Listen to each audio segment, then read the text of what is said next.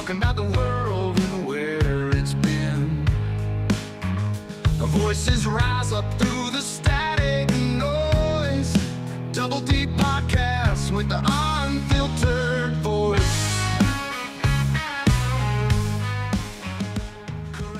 Okay, good morning. Happy Hump Day, Wednesday, October 2nd. Episode 11 of the Double D podcast. Dave and Dustin here. Got some interesting topics today to discuss. First off, we've got, unfortunately, some major conflict in the Middle East that we're going to cover. Also a recap of the vice presidential debate.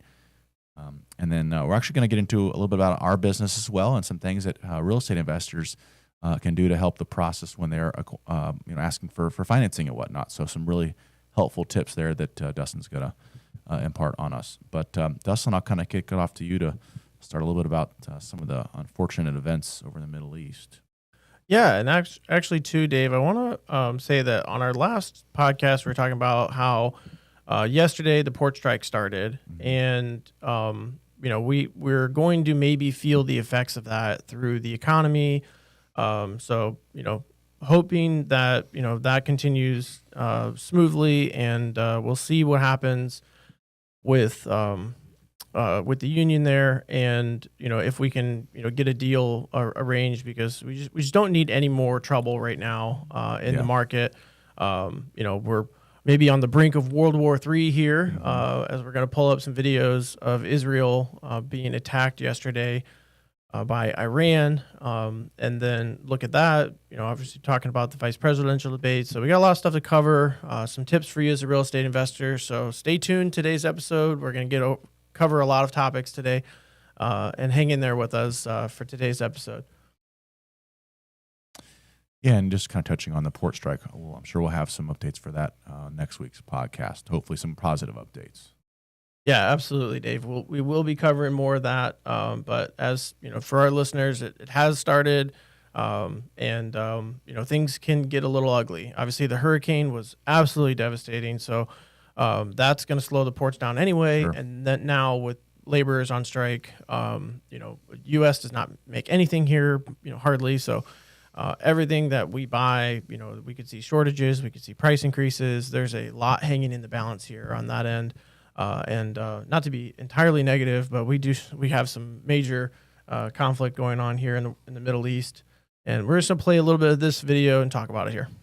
Iran has just launched a retaliatory missile attack targeting Israel. A U.S. senior administration official telling ABC News now that Iran is expected to fire 240 to 250 missiles at 4 targets in Israel. This includes the Mossad headquarters, Israel's spy agency, 3 Israeli air bases. We are told it'll take about 15 minutes to actually reach their targets. The U.S. and Israeli military with their defenses at the ready at this moment, including Israel's Iron Dome. Israel has ordered residents now in Jerusalem to shelter in place. The White House had signaled a potential strike was imminent. The attack follows a rapid escalation of violence in the Middle East, something we've been covering for weeks now, including an Israeli air. Wow. So, how do they know ahead of time that 240 plus missiles are coming from Iran? Did Iran say that to everyone? Is that U.S. intelligence that was, provided to the media? That's a great question. I can't imagine they just send an email and say, "Hey, here's what we're going to launch." So yeah, that's a great question to figure out how that information is known ahead of time. That's a very specific number. Does everyone's mind work this way? When I watch the media, I'm always wondering these random things. I'm like, how did they know that there was 240? This is recorded live. This is going on when they're reporting this. I mean, these are missiles flying in to hit Israel right at the moment that they're talking about these things. And they're saying that, there's going to be 240 missiles coming over the next 15 minutes from Iran into. That doesn't sound like that sounds wild to me, that we know how many missiles are coming, how long it's going to be going on for. I mean, if you're a military power, you're not giving away your game plan before you strike. Right. And I mean, this is I think insane. That's a very valid question to ask. It's on my mind. I'm just always wondering, how did that come about? And anyway, this is devastating. A lot of hopefully not too many, but obviously missile striking, we're going to have loss of life. And we've had this ongoing conflict between, and really war between Ukraine and Russia, and it's feeling a lot like we have major, we're just providing a bunch of money, we're providing a bunch of missiles, a bunch of materials, not necessarily having U.S. troops there, but U.S. has always backed Israel, and if the U.S. decides to retaliate here, I think we're on the brink of a war. We've had a long period of not having too much U.S. conflict. Obviously, in the presidential debate, Harrison was like, "We have no troops out," and then there's videos of the troops going, "Well, then where the heck are we?" Yeah, right. Where videos of the troops actually out, fighting for the country. Are we not troops, or are we not overseas right now? I didn't Right. realize that we Right. weren't actually fighting here. But this is scary. oh my gosh, it's terrifying. I mean, like just watching the video, your hearts go out to the people that are being affected, and you hope the casualties are as few as possible. But yeah, a lot of crazy things going on in the world right now, which I feel like we're always saying that, kind of when it rains, it pours, so to speak. There's so many things all at the same time. It's desensitizing to American citizens. I mean, there's always a school shooting. There's always conflicts in the Middle East. There's always political crap going on. There's always the media just spewing stuff that isn't true. And we have vice presidential candidates in a much more professional presidential debate from the vice presidents than we do the actual presidents. And it's just like, could we have a food shortage now? Could we have a supply shortage like we had during COVID? Or are we going to have more inflation from this port strike? It's just like there's too many stressful, negative, awful things going on in the world. We have a absolutely devastating Cat 4 hurricane that just got stuck up in the mountains and poured rain all over everywhere and flooded tons of Americans out. We're now over 100 in the death count, so very deadly storm.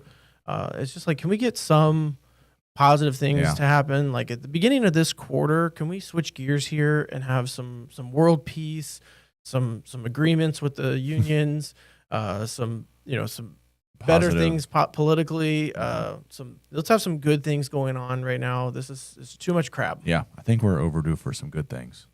Yeah, but, and I guess one refreshing thing was, and did I just close the YouTube that I had pulled up? For crying out loud.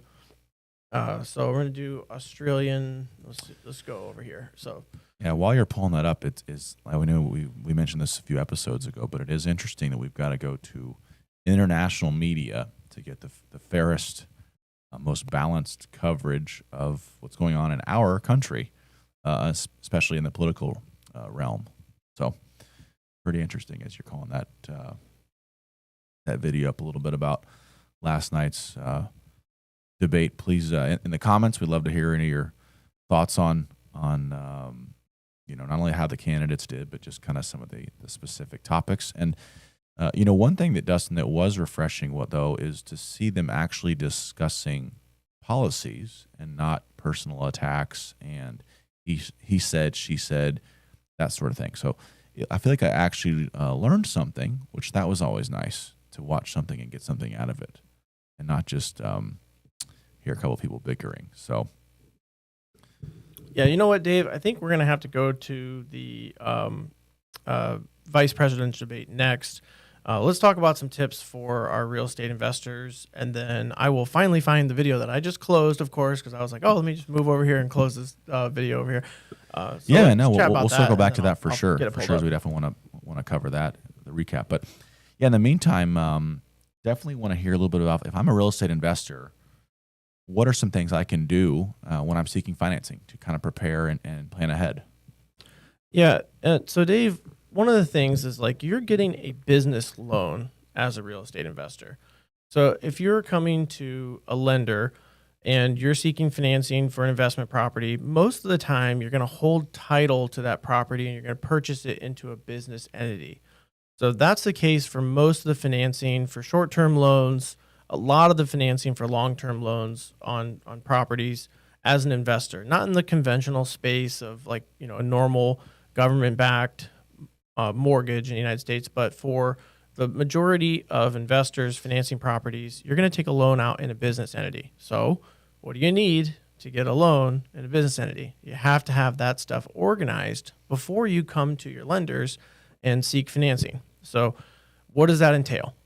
You need to have, as a real estate investor, you need to have your articles filed of incorporation or organization.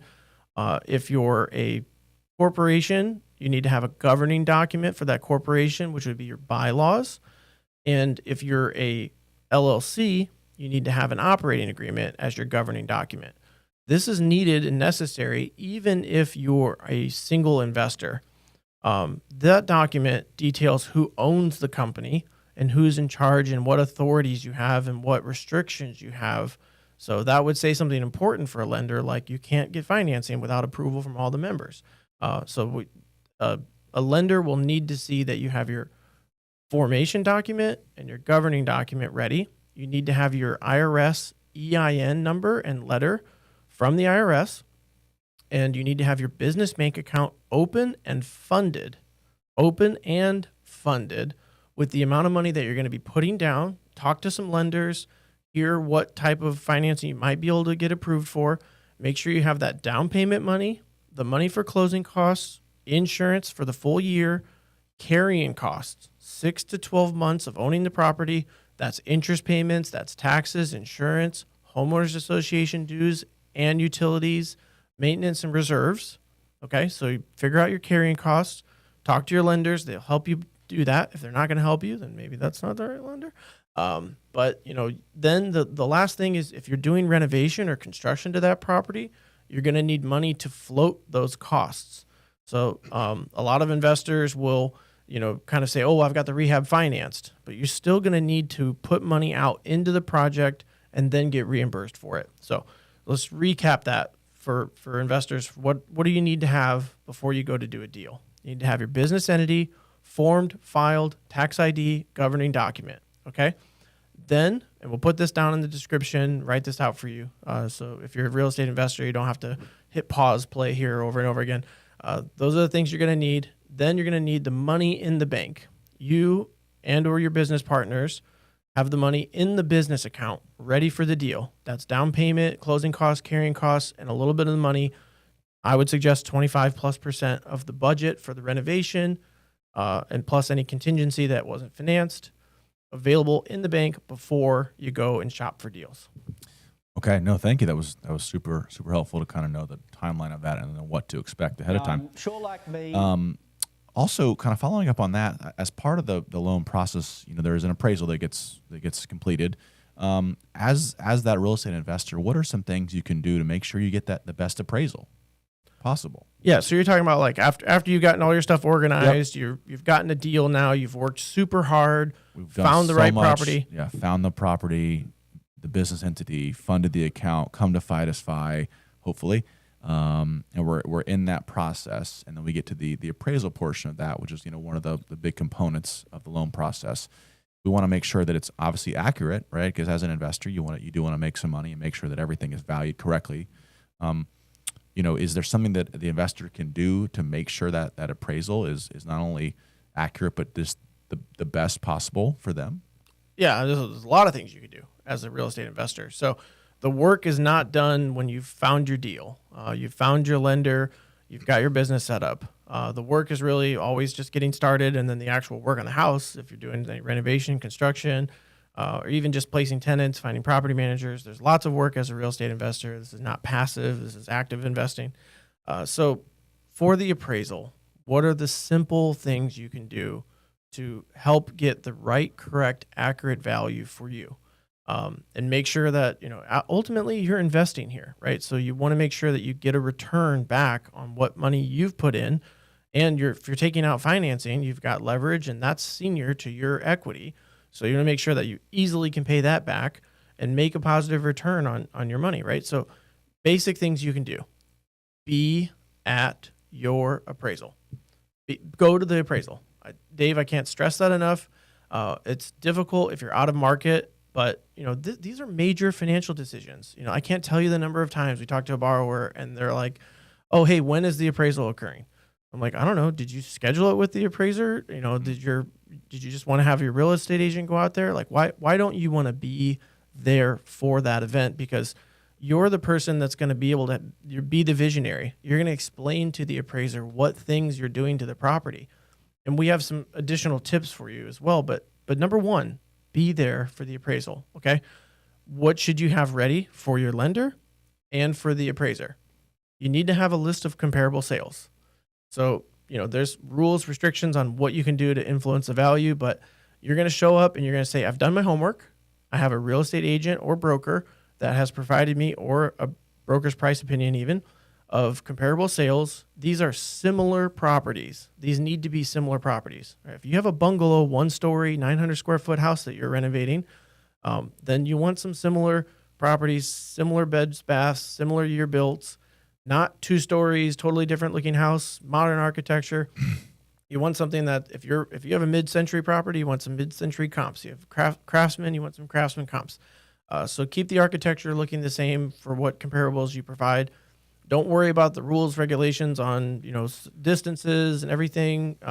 You don't have to be an expert on this, but you can say, these are some of the homework that I've done. I don't know if this is helpful for you, but I think that our property is going to be similar in finish quality to these that we're doing. This is for the renovations. If it's for other deals as is, then it's a little simpler. You can just kind of say, this is what our property is going to be like compared to those. And with that, Dave, one of the other things you can do to make sure you get a good appraisal is have photos, right? The old adage of pictures are worth 1,000 words, right? So have photos. Bring your iPad. Don't just bring your cell phone with you to the property. It's a small screen. Bring a tablet that is full screen. If you don't have a tablet, bring your computer. Borrow one. This is a major financial investment, so be prepared, be on time, be there. Sure. And have some photos of what the house is going to look like if you're doing renovation or construction. And this other adage is the squeaky wheel gets the oil, right? So, appraisers aren't going to want to do so much work for you and then redo their work in a rebuttal later because you weren't prepared, you didn't show up, you didn't have comparables, you didn't have a detailed budget, and you didn't have photos of what the house is going to look like.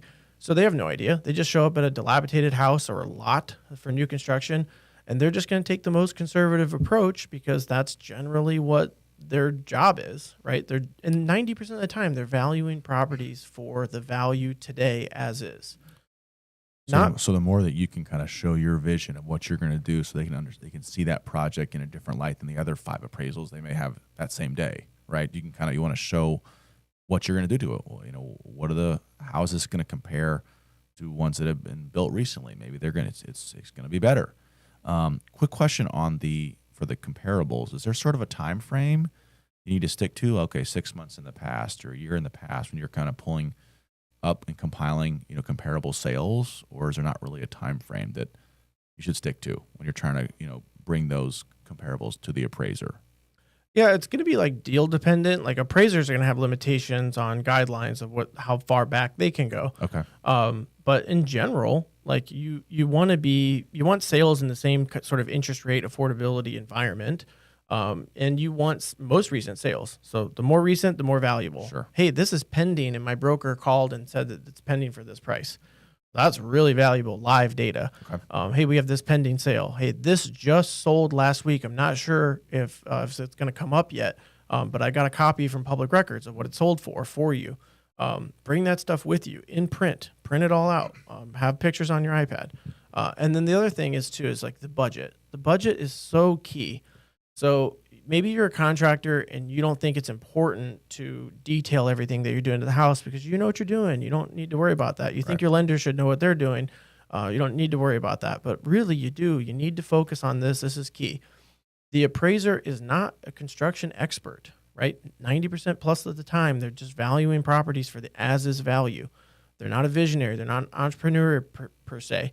They may not know what you're going to be doing to the property, how you're going to transform it or build it to be what nice property it's going to be. So if you have a very detailed budget, it doesn't have to have the dollar amounts on everything if you have great costs. Maybe you have a great relationship with a supplier. You get big discounts. You have your own crews. You have cheaper labor costs. It might cost a retail mom and pop customer hiring you as a contractor $100,000 to do this project, but you can do it for 70 because of your costs and your margin.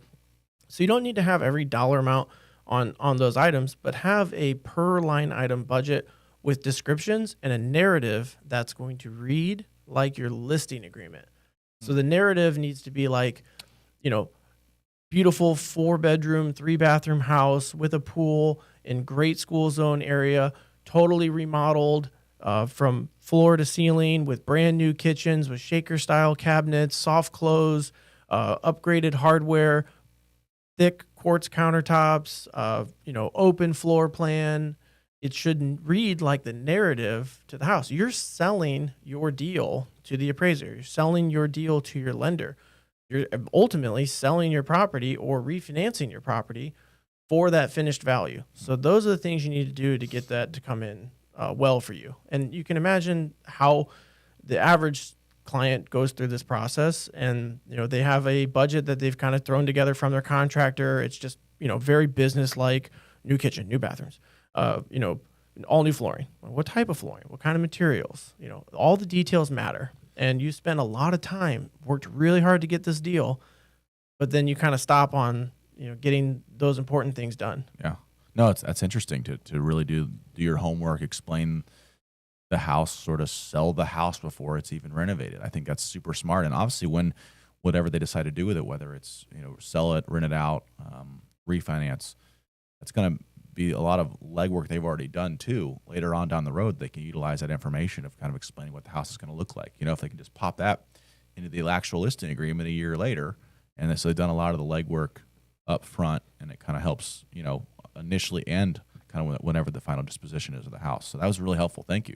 Yeah. Really good I to guess know. just, a couple of questions is like, who's going to get a better better appraisal on their property? The client that was on time and at the appraisal, that brought their iPad, that had renderings of what it was going to look like, maybe some pictures of some other projects they've saw, a very detailed budget with that nice narrative description, provided everything to their lender right away, had everything organized, showed up professional, well-dressed, nice car, and looked like, hey, I'm a business person, I'm investing in this project, had some explanation. Yeah, I flip houses. I've done 3 other ones in this area.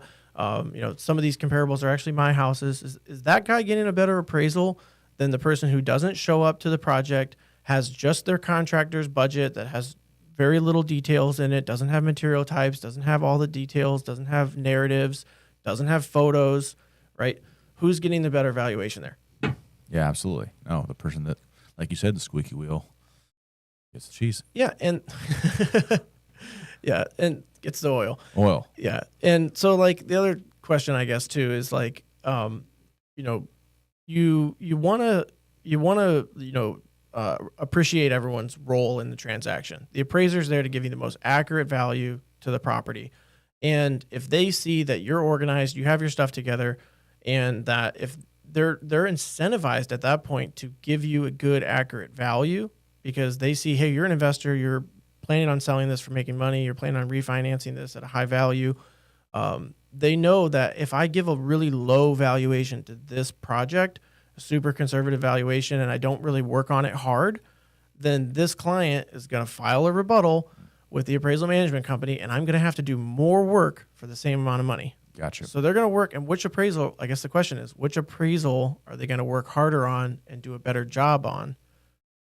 The client who did all those things and did all that legwork, or the client that didn't even show up and didn't give them any information and it wasn't detailed? Okay. Interesting. Yeah, that's super helpful for sure to understand kind of the process and behind the scenes of it and how to prepare for that. So yeah. Thanks, man. And going out of order here, for our listeners, back to the video of the vice presidential debate. I did get that called up here on the screen, so we'll pull it over here.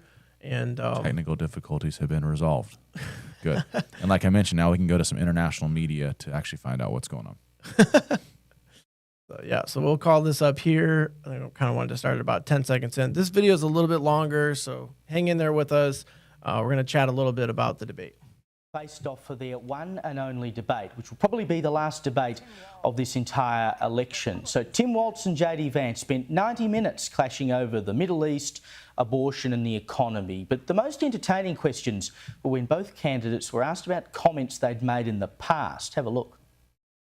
Senator Vance, in 2016, you called your running mate Donald Trump unfit for the nation's highest office, and you said he could be America's Hitler. Sometimes, of course, I've disagreed with the president, but I've also been extremely open about the fact that I was wrong about Donald Trump. Governor Walz, you said you were in Hong Kong during the deadly Tiananmen Square protests in the spring of 1989. But Minnesota Public Radio and other media outlets are reporting that you actually didn't travel to Asia until August of that year. Can you explain that discrepancy? I've tried to do the best I can, but I've not been perfect, and I'm a knucklehead at times. Indeed, a knucklehead. I'm sure lots of people might agree with that. And then when it came to fact-checking, which only happened to JD Vance, by the way, And we're going to let this go just a little bit longer, but wanted to check in there. I mean, obviously, that was probably one of the questions I was a little bit surprised to see from the moderators because, you know, you have a media outlet that has an agenda that is, you know, one side or the other. Fox is handling the debate. They're throwing softballs to Trump or JD. And, you know, here, that was kind of a fastball down the middle from, was it CBS had the debate? CBS, yeah. So, I mean, that was a tough question to be, you know, I mean, I was a little surprised to see that. Yeah, and he just kind of stepped out of the batter's box, didn't even want to swing or even address that, and then they had to actually clarify that again, and he kind of said, yeah, I actually lied on that one, my bad, I'm a knucklehead. Maybe it was a knuckleball for the knucklehead. Could have been. Makes sense. he wasn't having it. He pushed back by explaining why the moderators were wrong. Take a look. For our viewers, Springfield, Ohio does have a large number of Haitian migrants who have legal status, temporary protected status. Margaret, but thank you, Senator. We have so much to get to. Margaret, I think it's important We're because going to turn out of the economy. Thank Margaret, you. the rules were that you guys weren't going to fact check, and since you're fact checking me, I think it's important to say what's actually going on. Mic drop. I mean, JD Vance wiped the floor with Tim Walz. He was composed, he was calm, he easily dismantled the attacks levelled by Walz and at times the moderators. He just looked like he knew what he was doing much more than Walz did, which is probably not a surprise because Vance does a lot of interviews all the time, including with lefty media outlets, so he knows how to deal with their attacks. Well, I'm joined. Don't you just love the accent from the Australians? Love it. Lefty media outlets. They could basically say anything, and it's entertaining. Oh, no. Now by the Australian's Washington correspondent, Adam Crichton. Adam, what do you make of my assessment? I think JD did a really good job today. Yeah, look, I think 100% I agree with you, spot on there. I mean, it was a very good debate for JD Vance. I mean, I think he probably exceeded expectations. I mean, lots of people are saying that, that Tim Walz was at an unfair advantage. But I mean, remember, he is 20 years older than JD Vance. He's had a lot more experience as a politician. So he should have done better. But I mean, he had a lot of clangers. I mean, you highlighted one. I think another one that needs to be mentioned, and I, really felt sorry for Walz is when he accidentally said that he'd become friends with school shooters. Well, you mentioned that, Adam. You mentioned that. Let's. I've got the clip here. Let's play the clip. Here is Tim Walz.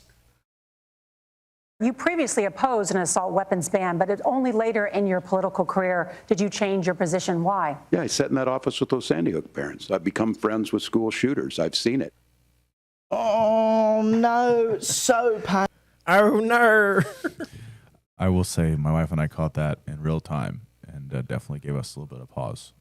Dude, I am so nervous having a podcast. Like, we go live on the air. Like, I am going to say something so stupid one day. I mean, like, I get it. Like, can you imagine the pressure of being on national media and having like a major debate? But like, I don't think I can say something that dumb. Maybe I will one day, Yeah. but that was like insane. That was insane. That was insane for sure. I mean, I made a mistake earlier with the cheese instead of oil. I guess that was just food on the brain here. But but yeah, I mean, especially because they prepared obviously for this for a while. And so to make, a pretty big gaffe couldn't have been good. No, yeah, that was, you almost said, oh no. Yeah, I think I know they cut the video off here, but kind of explaining what Vance was trying to say is that to clarify regarding the illegal immigrants and whatnot and their status and everything like that. But they also, what was crazy is they cut his mic off when he was just trying to explain what's actually going on after being fact checked, which wasn't part of the rules. So it was certainly 3-1 last night, the moderators and Walsh versus Vance, which is kind of how it always seems to be.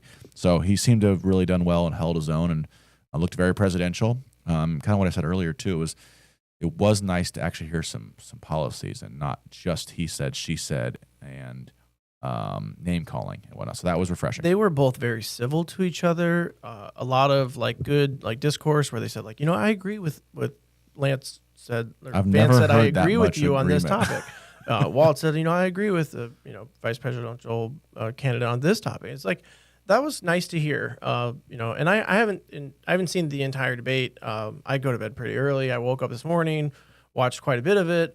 So I'll finish it out. But I in general, like I want to see the rest of it because of how it was pretty well moderated for what you expect there. I like how witty Vance is and hearing his responses. I thought they could hammer a little bit more on the military service, but not going to get too many fastballs. Right.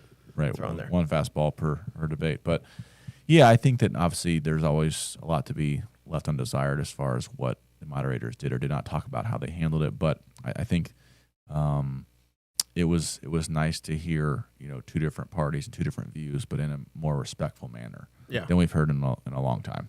Speaking of muting and stuff too, we have on our podcast here, I don't know if our viewers can see it, but Dave actually has all the controls for like the audio. So if I ever say something really bad or offensive or something like that, then I'll just get muted. So Dave would just hit the button and cut me off. Okay. Or any arguments we're ever having on the podcast about college football, politics, or something else, and David wants to control everything. Bam! You just shut me up. If your mic goes silent, people won't be confused as to why.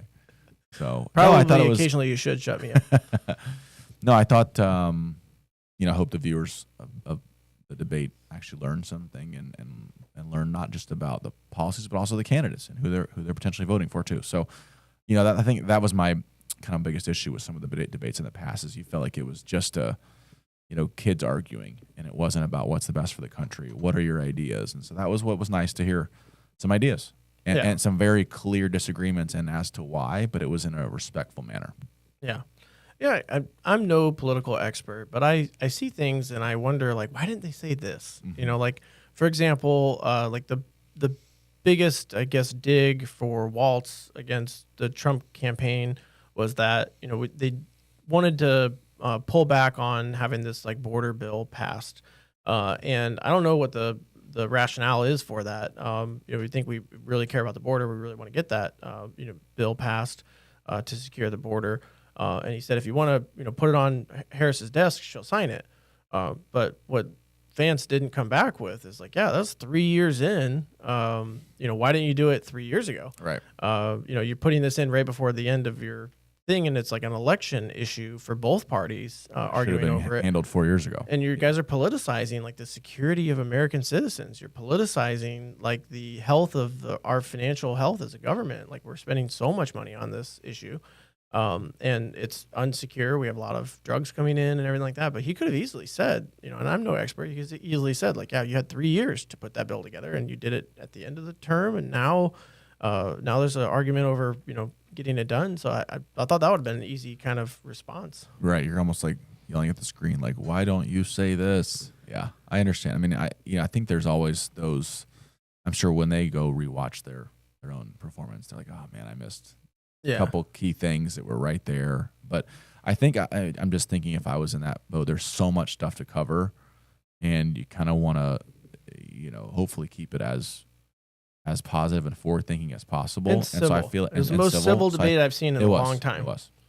And I guess one other thing too, to just kind of talk about the debate, is I really think that we all have friends on all sides. And this debate, one thing that I thought didn't go very well or didn't go as well as I would like to see is that it's constantly just like Republicans versus Democrats, Republicans versus Democrats. But like, if you think about your friend groups, your families, like most of what we know about our friends, families, politics is that not everybody is just 100% on one side on separate issues too. I mean, there's plenty of Republicans who are pro gay marriage. There's plenty of Republicans who are pro, like, you know, having like less government involved in things and in particular women's rights.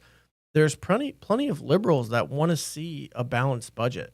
There's plenty of people on both sides that have, kind of like they don't just think in completely in line with the party. And I think that what happens is there's so much compartmentalization from everything we see in the media, especially U.S. media, that it makes it so much like, the Democrats, the Republicans. Like and you then, have to pick a side, and then these are all the things you like we're you agree rooting with. for football teams here. Yeah. Like, but that's not how people think. Like most people, like people think for themselves, and they have, different opinions on different topics. Like there's so many things that I disagree with in, the Republican agenda and policies. But like, and that's normal that many other, conservatives or libertarians or liberals don't just fully think in line with the party. Well, I think even going further in that is that most people are very specific with what matters to them. So like I said, let's say even within the Democratic or Republican kind of core sort of principles or policies that most people in that party want. Within that, there's kind of like a subset that each individual person is like, well, I'm socially conservative, I'm socially this way, or I'm fiscally conservative. You know what I mean? People, even within those sort of data points or policies, people are so specific and a little bit closed-minded on what matters most to them. Like they'll pick one or two things, and the rest of it doesn't really matter. And so sometimes that's kind of my, I guess, gripe with the American people is sometimes being just too short-sighted and too specific about what matters most to them based on their life experiences, not kind of seeing the bigger picture of what's benefiting the most people. And I think that's sometimes a negative that people just are so laser focused on the one topic, let's just say, or maybe the two topics that really matter to them specifically and not what's better for everybody. Yeah, I mean, I think on that, the issue of climate change and environmental protection, everyone generally wants. There are crazy people, in the Republican Party that, are just like, oh, everything is a lie, right?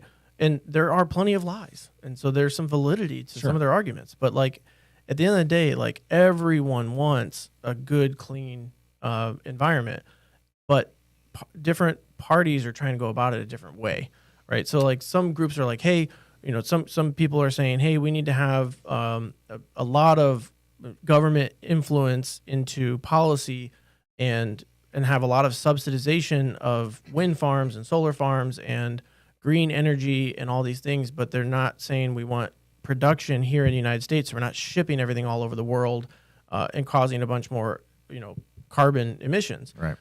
We're not going to,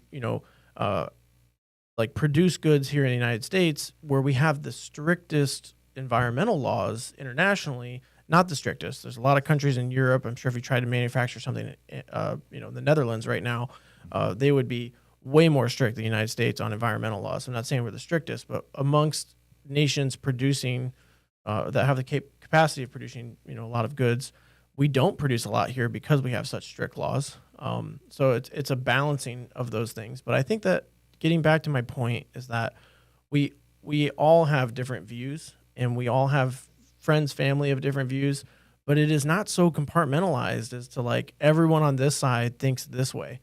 Like not everyone wants, on the Republican ticket wants their children to be transgendered and to and have hormones provided by the government and have like forced craziness and have like all this government involvement in making everyone do those things. Right. Not everyone thinks that way, but it gets portrayed that way. Not everyone in the Democratic Party thinks that way. That's what I was. Yeah. Just to clarify. Did I misspeak there? I think you have to hit the mute button. That's okay. No, I think you're right though. Like I said, and one thing talking about the climate change, is sort of specific thing is people find some research and some data points, and then craft policies regarding that specific thing. And then you can have the other part. Let's just say, well, I'm looking at these data points, and here's why my policies are that way. People can kind of pick and choose what they base their policies and agendas on, based on sort of sometimes not the full research. Very specific, targeted research from times, places, countries, and so you're not always getting the full picture. You know what I mean? And so, unfortunately, I guess that's politics for you. Is you kind of create policies based on half the information. Yeah. That makes the most sense, or that helps you further that agenda. Yeah, and I don't think that debate had much real effect on anything and real value to it. But at least as a viewer of it, it wasn't there's nobody coming to your rallies. Oh, we have so many people at my rallies. People never leave my rally. And it's well, who cares about that? Mm-hmm. That was no debate on policy. This was a full debate on actual policy and actual real items. And I thought it was much it was refreshing to see that. More refreshing to watch that than anything in the past for a while. Yeah. Debate-wise, In that video, if we go a little bit further, and we'll have it linked down in the comments and everything in the video or in the description, they go on further to talk about how that debate was like that, and that it shows that there's hope for the future of American politics.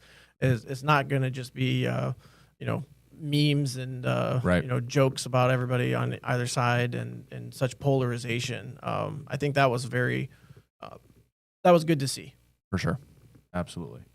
Well, we covered a lot of good information today, Dust. I feel like the viewers have heard probably enough of our voices for today.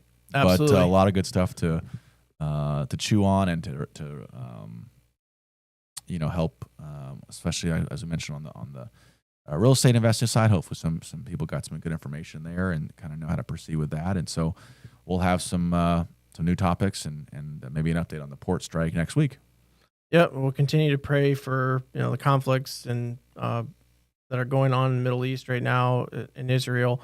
Hopefully, we don't get into anything any more major military conflicts here, right. And things work out with the port strike. Hopefully, the Western North Carolina. It'd be nice when this Tennessee election is over with. Starts to 5 more weeks or something. Yeah, that will be nice. And like I said, our prayers are out for everyone affected by the the hurricane and also flooding and mudslides up in North Carolina and Tennessee and everywhere else. So pray that those people can get back to some normalcy as soon as possible. Yeah, well, good episode 11, Dave. Hope everybody tunes in for 12 next week, and we'll look forward to seeing you then. Like, subscribe, hit that notification bell, and we'll thank you again. Awesome. Thank you.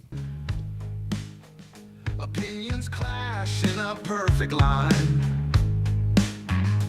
Feeling the pulse of what's in the air.